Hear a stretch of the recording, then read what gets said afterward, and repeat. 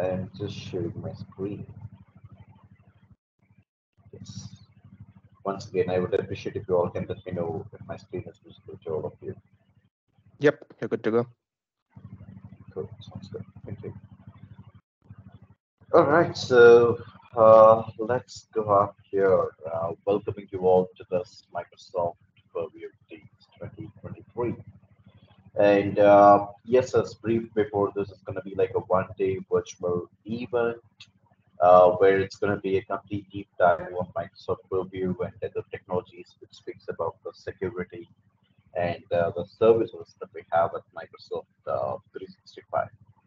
This will be a deep dive. This will be a hands-on session that you're going to get from the industry experts, from Microsoft PGT people, and from Microsoft MVPs too. So we'll be discussing about again the Purview solutions and other related technologies which we have with Microsoft Purview. Not just that, you do have these exciting prizes which you'll be getting out with related to your quiz questions that you have. I hope you should be having a heads up with the quiz hub which Vignesh was highlighting it about. Please don't miss out the opportunity to get your skills to be sharpened, and yes, of course, with the goodies that they provide us.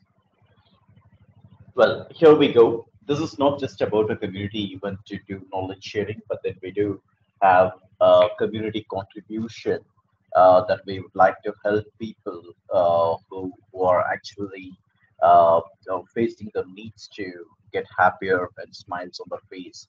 So feel free to donate whatever you can by scanning the code, the QR code that you see, or you can even donate by going up at microsoftpurview.com/donate. And with that quick introductions, I would like to start with the session, the first look on Microsoft Purview and the data lineage best practices. I'm here, Abdul Rasheed Feroz Khan. Uh, I'm the founder and CEO of CodeSizzler, based out of India and Middle East. And I'm a Microsoft MVP. I have been recognized as a Microsoft MVP. It has been like 6 years now with the program of Microsoft MVP, and I'll be sharing my thoughts. I'll be sharing the best practices that you can deal with for the Microsoft Purview by the next probably some 40 minutes that we have. Feel free to let us know if you have any questions. You can always keep your questions to be posted on the chat, or I'll be holding on for the last probably some 5 minutes of time to listen to you if you have any questions. Here is set to be the quick agenda. We will be discussing about the information protection in Microsoft Purview. And yes, of course, about classifying the data, we'll make sense about the best practices to keep your information to be protected by using the data classification that we have with Microsoft Purview. We shall here start with the information protection in Microsoft Purview. And just prior to that, let's also make sense about what Microsoft Purview is. Microsoft Purview provides you with a unique way of data governance solution on which it helps you to go with manage and govern your on-premise, or let's say the multi-clouds that you have. You might be having one at AWS and the other one might be at Azure, or let's say you have some Salesforce or other integrations that we do. And it, yes, goes with the SaaS data as well. It helps you to keep your SaaS data environment to be provided. It goes with easily creating a holistic, or let's say an up-to-date map of your data, where you do have a landscape with automated data discovery, and you can also go with sensitive data classifications that can be collected with end-to-end data lineage that you have. So this lets you go with your data to be secure. It lets you to go with discovering the data that can be automated. You can put up a sensitive data as well, right? You can do a classification. You keep your emails, you keep your messages that you have in the complete Microsoft 365 environment to be secure thing. So here we go with that, with the information protection. The information protection that you see here in Microsoft Purview, I would say this image is where you make sense about how you can discover your data. That's about knowing your data. You do go with protecting your data, right? You apply the actions, you apply the flexible protections like encryption, restrictions that you want to put up, right? The markings that you come up with. So these things lets you to keep your environment, your data to be secure. And not just that, we also take up actions on DLP, the data loss prevention. So you detect the risk behaviors that you have in the Microsoft 365 environment. The Microsoft Purview was previously launched with a name called Azure Purview, but then now we have moved with Microsoft Purview, where Microsoft keeps hardening with the entire environment of 365 services, and yes, of course, with Azure services as well, to make the environment to be secure. So DLP, the data loss prevention is more about like it detects the risky behaviors, it prevents the accidental sharing of any confidential information or the sensitive information that you have on the data. And finally, you can also govern the data. You can retain, you can delete, you can have the records in the complaints manager. So implementing the capabilities from Microsoft Purview information protection will help you to discover, classify, and protect the sensitive information wherever it lives or travels for you. So these information protection capabilities will let you to connect with the tools on which you can know your data, you protect the data, prevent it, and again like govern the state. So this is like a cycle that runs within the purview to keep your information to be protected. Let's make sense of details. So this know your data. Know your data is basically used to understand your data landscape and identify the sensitive data across your hybrid environment. So the sensitive information types will be like it identifies the sensitive data by using built-in or custom regular expressions, or let's say even a function. It goes with the corroborative evidence, which includes like keywords, confidence levels, and the proximities too. And this trainable classifiers is like it identifies the sensitive data by using examples of the data that you're interested, rather than identifying the elements in the item. So it's like a pattern matching that comes across. You can use built-in classifiers, or you can train a classifier with your own content here. And we do have like the labels and policies with data classification. So this is the graphical identification of items in your organization that have a sensitivity label. It also has like a retention label on which it has been classified. You can also use this information to gain insights into the actions that your users are taking on towards these items. Followed by this, we do have like protecting the data. Protecting your data is used to apply the flexible protection actions that includes, let me say, like encryption, access restrictions, and visual markings too. So you could see that you can protect your data across the Office 365 or Microsoft 365 apps like Power BI 2 or Exchange Online, SharePoint Online, and not just that, it still goes with non-Microsoft clouds like AWS, Salesforce, right, and other SaaS apps that we have. It comes with sensitivity labels, so a single labeling solution across the apps, across the services and devices to protect your data as it travels inside and outside your organization. And here comes the data loss prevention. So this helps in preventing accidental oversharing of your sensitive information. The Microsoft Purview data loss prevention helps in preventing unintentional sharing of sensitive items. And not just that, it also goes with the endpoint data loss prevention to be implemented. It extends the DLP capabilities to items that are used and shared on Windows 10 computers. And we do have like Microsoft compliance extension. So that's like, it extends the DLP capabilities to the Chrome browser. And we do have the Microsoft Purview data loss prevention with on-premise scanner that's available. And finally, we can also protect the sensitive information in Microsoft Teams chat and channel messages. Here we go with governing the data. You can use the capabilities from Microsoft Purview Data Lifecycle Management. We formally call it as a information governance from Microsoft. And you can also join the hands of Microsoft Purview Records Management to govern your data for compliance or regulatory requirements. So from a licensing perspective, there can be considerable overlap between the data lifecycle management and records management. Both solutions will support retention and detection of data for Microsoft 365 apps and services. So this image that you see here will help you to identify the main configurable components for these solutions that will have their own configuration area in the Microsoft Purview Compliance portal.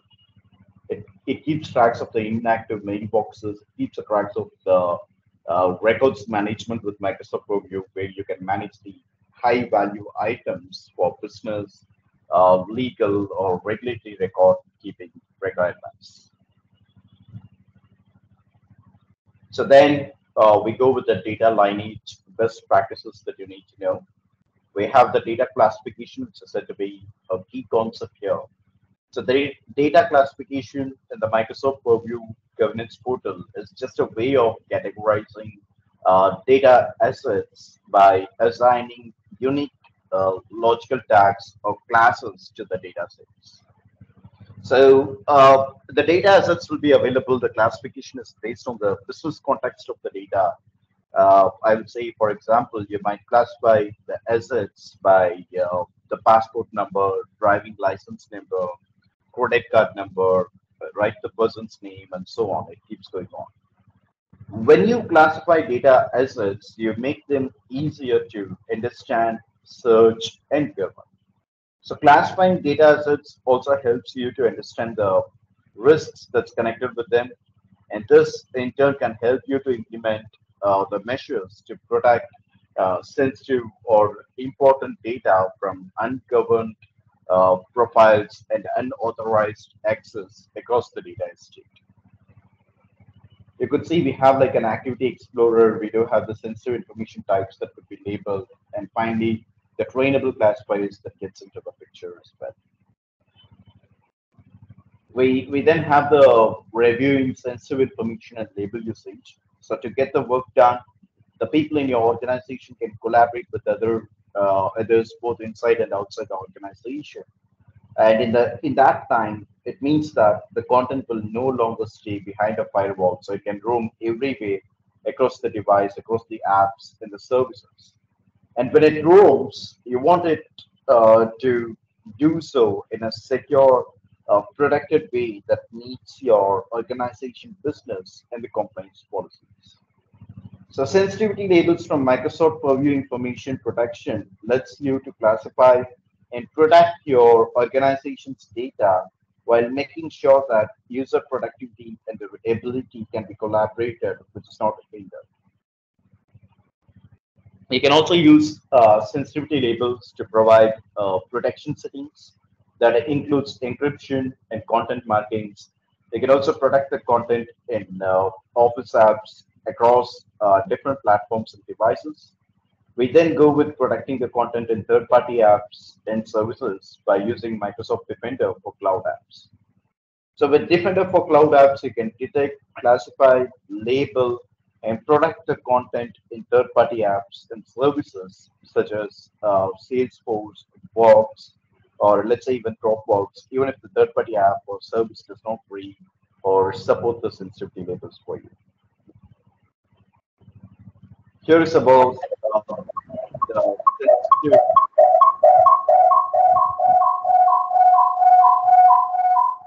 Request you to please be on mute. Request all of you to please be on mute. I've Yeah, definitely stick Feroz, on to yeah. yeah, Feroz, I will just mute all. You can unmute yourself. Oh, sure. Yeah, thank you. Yeah, Feroz, you can unmute yourself and start. All right. Yeah, thanks, Gopal. I will be definitely sticking on to all of your questions, but let's get the topics to be done, and then we will stick on to the questions, right? So please make sure that you will be on mute. So here is about classifying the data using sensitive information types. It's almost like you can identify and classify the sensitive items that are under your organization's control. And I would say this is said to be the very first step that comes into the picture with information protection discipline that you need to carry out. So Microsoft Purview provides you with all these four ways that can be classified. You can go with the information protection. You can go with the sensitivity label that can be added up on the information protection, which we discussed before. You can also go with the data loss prevention. You can set up policies at top of it. And finally, we do have like, I mean, it's moreover the same, the data lifecycle management, where we can set up the retention policies and the retention label, which can auto apply the policies. And finally, we apply the policies towards the management that we have in the retention. So the records that you have, you need to set up the days of the retention to be handled. Here is about labeling. We can make sense about the summary. You get a visibility into the amount of sensitive data in a document that triggers the classification to be applied here. So we have like a content explorer. You have the ability to filter by the label or sensitive information type to get a detailed view of the locations where the data is stored.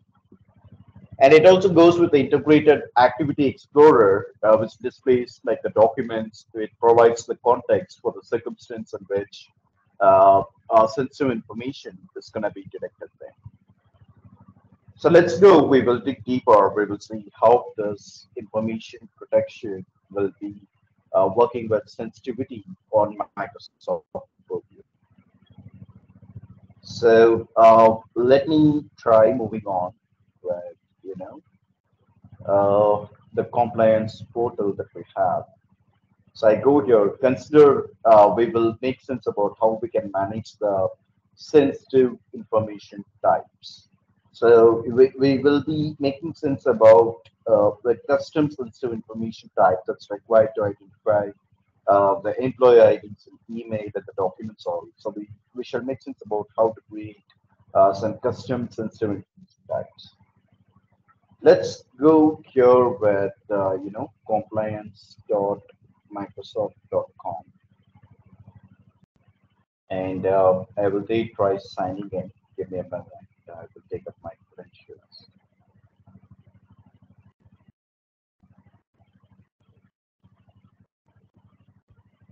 Yes. So here, let's go.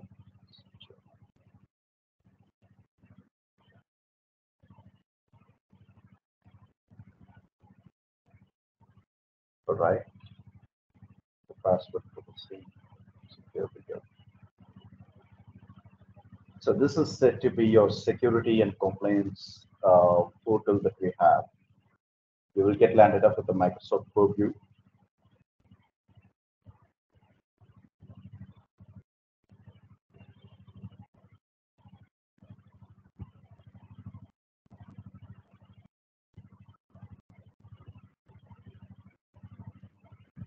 Well, so this is how your compliance portal looks like. And here, you can just go up. You will, I mean, by the very first time that you sign in, you get a welcome message like what you see here. Welcome to the Microsoft Compliance Portal. You can briefly make sense about here or the compliance portal on what it can actually do for us here. Now, let's go. We will move on for, you see here, we have the data classification. And Dave, you can select the classifier. So we are trying to create some custom sensitive information types here. So it lets you to know about what a data classification is. And we get landed up with, okay, let me close this as well. You see some trainable classifiers which are available by default. Microsoft helps us to go with the sensitive information types. Uh, uh, I mean, you can still go up here. You can try adding up the policies in case if that's not available with the compliance that you have with the Microsoft 365 environment. So what you can do is you can click on the sensitive information types. You can just simply say create sensitive information type here. So as I said before, Let's say that we will try collecting the information of the employee IDs and the description of what they are about to use. Let's say, for example, speaking from Microsoft's point, let's use Contoso employee IDs, right? And description, I would say pattern for Contoso employee IDs. And let's click on next. Here we need to define the patterns for the sensitive information. So you can say you need to create a pattern, and so you get landed up with a box where you have a new pattern. You can select add a primary pattern, and there you see you want to type a regular expression for the same. So we need ID, which is said to be Contoso ID. And over the regular expression, let's say we have to put up some string which matches, the records that we have here. And that's a string match, or you can even say word match. Let's say, for example, when someone adds an expression calling Contoso, or let's say calling Microsoft, then it has to get added up the policy as such. So now I click on done. And here in the new, in the new pattern pane again, you can go with uh, supporting elements. You can find the supporting elements that is available. Let's say add supporting elements, and we can go with the keyword list that can be added up for the elements there. So I will select the keyword list, and again we need to put up the ID. Let's say employee ID keywords. And here is about the case sensitive. The case sensitive. So let's say employee, which can be one thing, and the other one will be ID. So now you can make sense. No, the previous one which I added up was for the string match. Provided this time I'm saying that it's going to be the word match. Let's click on done, and you have the character proximity to. So the character proximity is where you detect, right? You detect the characters that it comes across. So here in the character proximity, let me say the characters can be up to 100, and thereon let's select the create button. So this gets added up. You could see the pattern one just been added up now. Now let's click on next on the define patterns, and you have like choose the recommended confidence level. Let's accept the default. We'll move up with the high confidence level. High confidence level is like it matches the items that will contain the fewest, the false positives, and the much less of false negatives that we have to. Let me click on next, and you can review the panel settings of whatever you have configured. So when you click on create, you are about to create a new sensitive information type to identify the employee IDs in the pattern of three uppercase characters, six numbers, and the keywords which we said employee, right? Or let's say IDs, and they we mentioned the range of 100 characters too. So this is all like one of the best practice that we need to implement to keep the information to be secure. We can also create a EDM-based classification information type. So that's like an extra search pattern. You will create an EDM is like a classification with a database schema of employee data that you have. The database source file will be it will be logged. It's going to be formatted with the data fields of employees. Let's say like name, date of birth, street address, employee ID, like that. So let me go here. I can try, let's say, open a new tab, or we can say sign up from here. And we shall go for admin.microsoft.com. And I will first let you know how we can get it access to the admin portal. So use another account. I'll go with the admin credentials which I have. Yeah. So I'll just copy.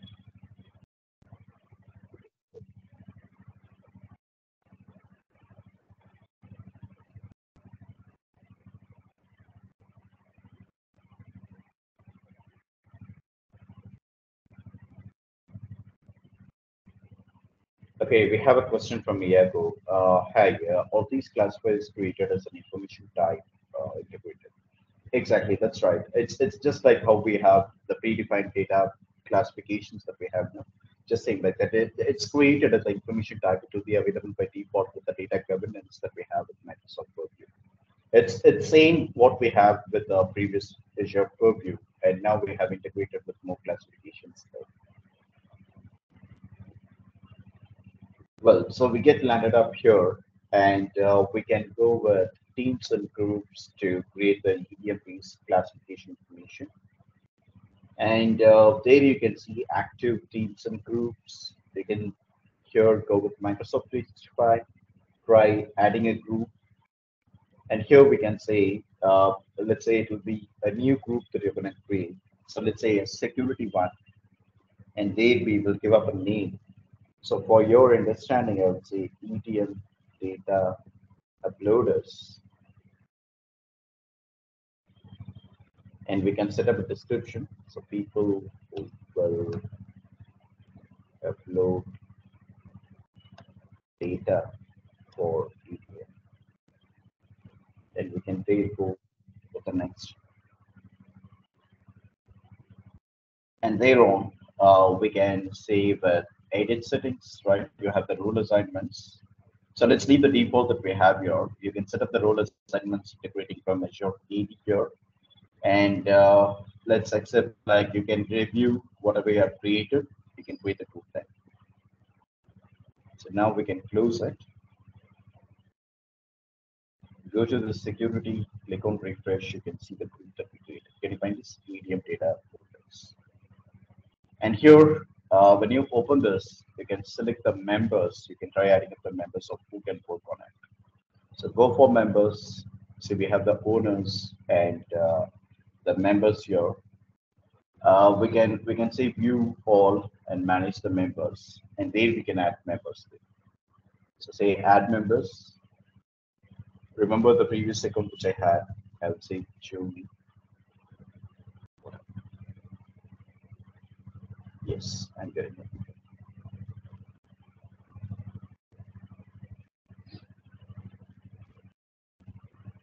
So here we go. Let's try adding up Jonius, and we would say add.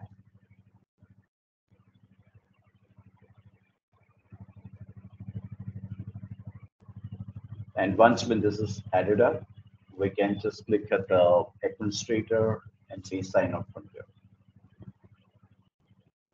We'll say sign out. Now again go with compliance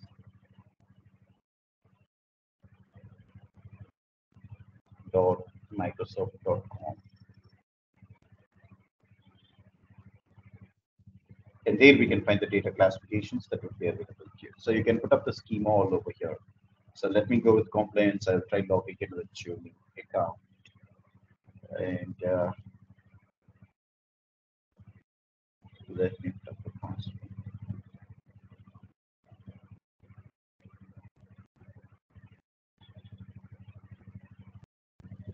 So we get landed up here, and now we can find like the data classification which we have been speaking. You have classifiers, and then we can select the medium classifiers. So we have medium classifiers. So creating and making an exact data match based sensitive information type is available in a multi-phase process. You can use a new experience, the existing classic experience as well.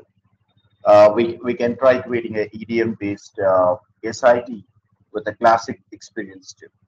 You can ensure you go with the data classification. You can change the way that it works across. You see there are like two uh, panel that you use to get, and thereon we can see create a EDM classifier. You can put up a new DB, right? You say create new one. The DB name can be employee DB. You can put up a description as well for the same thing.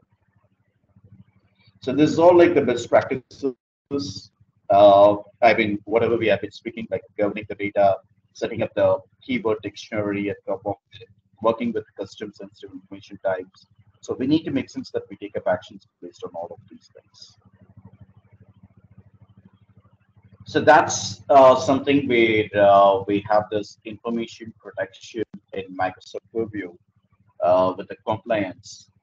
And thanks to the sponsors, I'm not just going to close with this. I'll be holding on. We have another 4 minutes here left off, where I'm excited to see if you have any questions, and we will have some discussions on it. Okay. So apicatic. So if anyone sends the sensitive data, does it reactively or proactively sense the info? Yes, absolutely. It goes with every moment. It scans it, encrypts. It checks for the vulnerable data that it gets sent, and it reacts for it immediately. And Bala, do we have built-in mechanism to encrypt or yes, I hope you should have been seeing. We have built-in set of policies. We have built-in classifications that were available, which lets you to keep your Microsoft 365 environment and with compliance and secure. Towards the end of the call, please can someone show me how to choose session connect agenda? I see this. Oh, sure, MR. I will be guiding you on it. Well, I'm using the same link, but I see the okay, that's something related to. Well, let's see that. Those classifications can be applied to columns of Power BI data sets. Yes, this was like a recent launch that we had, and I haven't tried it to be frank, but hoping so. We should be having the classifications as of the knowledge that I have.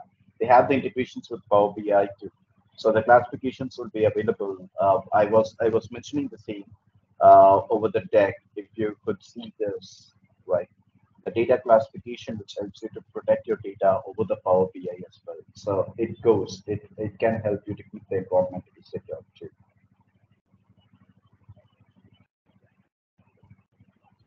All right there. For the EDF, the new experience to be extremely integrate the schema or just uploading the content.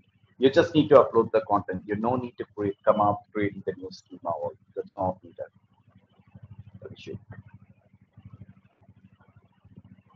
Well, I see Perimal has shared the agenda over the chat. Hopefully, that should be helping you people. But then we will also make sense on the agenda over the website, and we will get back to you on it. Yeah, Feroz, can you open the event website and scroll to I the. yes, of course. I am just doing that. Give me a Okay, minute. okay, I will post the URL in the chat Sure, sure. window. I Yes. posted the Yep. URL. For some Here, reason, I just can't see the tracks in agenda. maybe it might be due to your cookie. I mean, the browser cache that you have. Try refreshing it. We could see when we click on agenda, we could see the tracks that we have here. Yeah, or you can do hard refresh, control F5. A forcible refresh should help you out. Yeah, whether the next speaker Indrajit is on the call. Indrajit, are you on the call? Indrajit, are you there with us?